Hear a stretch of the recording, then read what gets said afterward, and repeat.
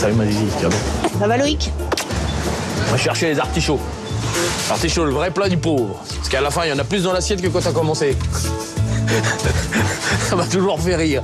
Toutes les courgettes, là. C'est bien les premières, ça. Oui. Je vois bien qu'on les a. Et les petits pois. Bientôt. Comme une habitude, avant même de démarrer son scooter, le téléphone est déjà posé à côté du guidon, car en 2 roues, ce livreur l'avoue, le téléphone, c'est tout le temps, en conduisant, ouais, tout le temps. Quand je reçois une livraison, c'est juste en tapant que je valide. 2 jeunes sur 3 avouent ainsi avoir déjà utilisé leur téléphone quand ils roulent en voiture, vélo, trottinette ou scooter. C'est quoi la technique de la bouteille? La technique de la bouteille, c'est on met une bouteille. Comme ça, quand on roule, ça fait du bruit, on croit être en moto. Vous connaissez pas ça? Non. Tu montres? Roule. Petite moto. Fait particulièrement marquant, 33% des utilisateurs de scooters avouent consulter les réseaux sociaux. 3 jeunes sur 10 déclarent même jouer à des jeux vidéo ou encore regarder des séries ou des films tout en roulant.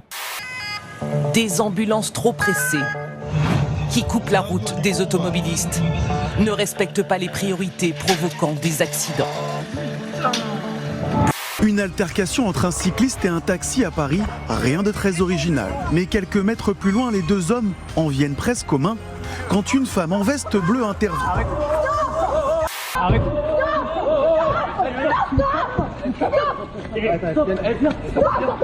On est un groupe, on est en train de faire la convergence. Qu'est-ce qu'il a fait là? J'ai vu ce que vous avez fait, vous avez percuté à l'arrière. Vous avez percuté. Lui, il a fait quoi? Moi j'ai vu le début. Là, il a fait quoi? J'ai vu le début, j'ai vu que vous avez percuté le cycliste à l'arrière, d'accord? En danger. En danger de quoi?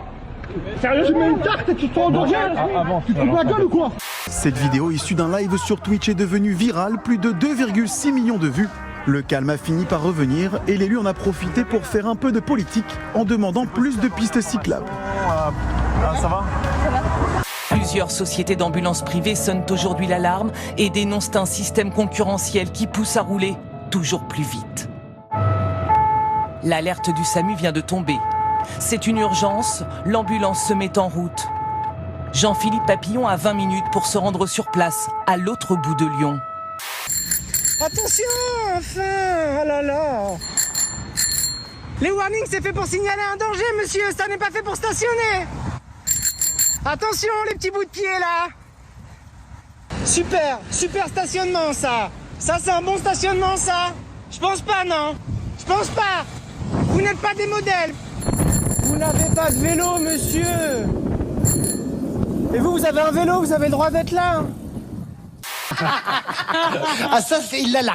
Alors je vais te dire il l'a là. Il est pas bien.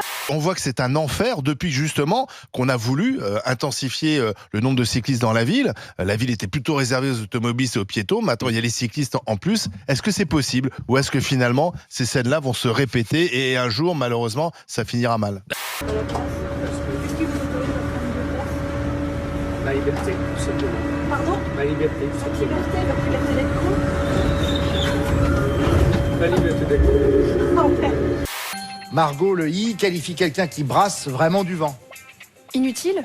Oui. Je fais ça, c'est pour montrer ma mécontent contre tous les gens qui m'ont enfermé chez moi pendant les confinements. Voilà. C'est pour montrer ça, si je fais ça. Pour tous les gens qui ont obéi comme des boutons à ce gouvernement de merde. Et oui. C'est une information M6, des perquisitions dans l'affaire du fonds Marianne, un fonds lancé en 2021 par Marlène Schiappa et doté de plus de 2 millions d'euros pour la lutte contre la radicalisation. Les enquêteurs s'interrogent sur l'opacité de l'utilisation de ces sommes et les domiciles du préfet, Christian Gravel, responsable de la gestion du fonds, et de Mohamed Sifawi, principal bénéficiaire, sont actuellement perquisitionnés. Je suis inspecteur des impôts. Oh, les impôts! Les impôts. Et alors, vous avez une collection. Alors ça s'invente pas. Inspecteur des impôts, il collectionne les pièces en euros. Oui. Et ben voilà, ceci explique cela. Vous en avez beaucoup? J'en ai de quelques pays quand même. Voici une cérémonie de remise des diplômes assez classique à HEC. Dernier appelé, Salif Traoré, qui est le leader de Magic System, désormais titulaire d'un master en management. Je me suis dit aujourd'hui, c'est le jour du jour. Je ne vais pas faire de discours. Je vais faire ce que je sais faire le mieux. Est-ce qu'on peut aller pour le show? On dit premier Gaou n'est pas Gaou.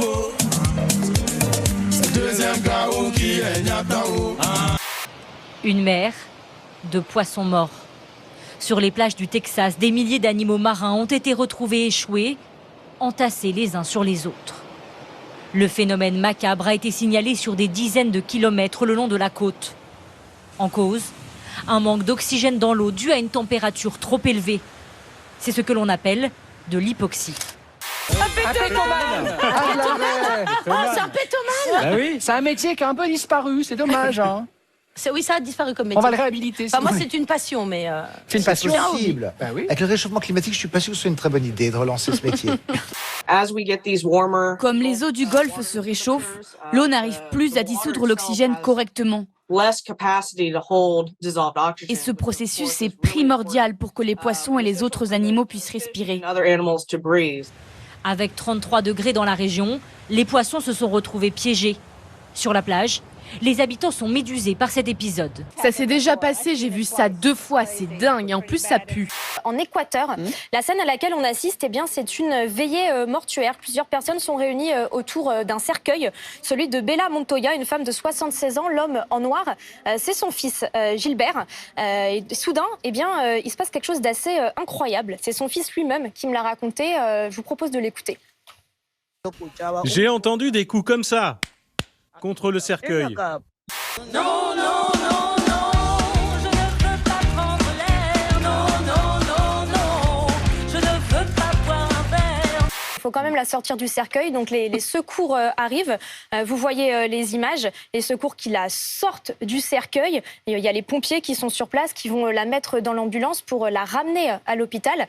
À l'heure actuelle, elle est toujours hospitalisée, elle est en soins intensifs, elle est sous oxygène, mais son cœur est stable, parce qu'en fait, elle avait un problème de cœur. Elle avait été déclarée morte suite à un accident vasculaire cérébral. Donc là, aujourd'hui, son état est stable, même si elle n'est pas sortie d'affaire, c'est plutôt encourageant. Arnaud, le procès de Jean-Marc Morandini pour corruption de mineurs s'ouvre aujourd'hui. L'animateur se faisait passer pour une femme, Catherine Leclerc, pour obtenir des photos ou des vidéos de mineurs nus. Ouais, en leur faisant miroiter un rôle dans une série produite par Morandini, la fausse Catherine, elle leur disait « Alors, il faudra après faire une gâterie à Jean-Marc Morandini, hein, c'est quelqu'un d'important. » Il a honte de rien, lui, quand même. Hein. Pour prendre l'air partout. Naturisme. Ah bah voilà. Ah bah là, tu prends bien l'air partout. Malgré son procès, Morandini est toujours sur CNews, ce qui est quand même un comble. La chaîne la plus manif pour tous, chrétienne BCBG de France, qui parmi ses animateurs vedettes a un partouzeur, menteur et limite pédophile. Et dans la grille, ça enchaîne avec des émissions sur la spiritualité catholique, l'archange Gabriel, les 10 commandements.